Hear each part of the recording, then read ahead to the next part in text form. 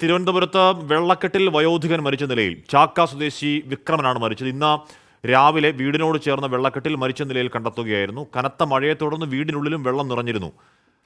ഒറ്റയ്ക്ക് താമസിച്ചിരുന്ന വിക്രമൻ കാല് തെറ്റി വെള്ളത്തിൽ വീണത് എന്നാണ് നിഗമനം. വിവരങ്ങളുമായി സലിം മാലിക് ചേരുന്നു. സലിം, ഈ സംഭവത്തെപ്പറ്റി പോലീസ് പറയുന്നത് എന്താണ്? വിക്രമന്റെ അയൽവാസികളൊക്കെ പറയുന്നത് എന്താണ്? അഷ്മി, ഇന്ന് രാവിലെ ആയിരുന്നു വീടിനോട് ചേർന്ന് ഈ വിക്രമനെ മരിച്ച നിലയിൽ കണ്ടെത്തിയത്.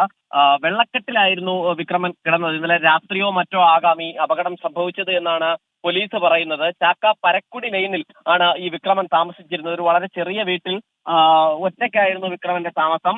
അതിനിടയിൽ ഇന്നലെ രാത്രി കനത്ത മഴയായിരുന്നു തിരുവനന്തപുരം നഗരത്തിലാകെ ഉണ്ടായിരുന്നത്. ഇന്നലെ ഉച്ച മുതൽ ആരംഭിച്ച മഴ വലിയ നിലയിൽ ഈ പ്രദേശത്തെ ഓടകളിലൊക്കെയും വെള്ളം കെട്ടി നിൽക്കുന്ന ഒരു സാഹചര്യം, റോഡിലും ഉൾപ്പെടെ വെള്ളം കെട്ടി നിൽക്കുന്ന ഒരു സാഹചര്യം ഉണ്ടായിരുന്നു. വീടിനുള്ളിലും ഇദ്ദേഹത്തിന്റെ വീടിനുള്ളിലും വെള്ളം നിറഞ്ഞ ഒരു സാഹചര്യം ഉണ്ടായിരുന്നു. അങ്ങനെ പുറത്തിറങ്ങിയപ്പോൾ കാൽവഴുതി വീണതാകാം എന്നുള്ളതാണ് നിലവിലെ നിഗമനം.